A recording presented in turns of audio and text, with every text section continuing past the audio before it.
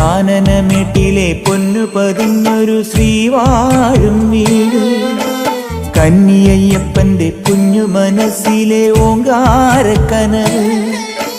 നാമം ജപിക്കുമെൻ ആത്മാവിലായിരം കർപ്പൂരത്തെളിവ്, നാദവേദങ്ങളൻ നാവിൽ തുളുമ്പുന്നതയ്യാനിൻ കനവ്.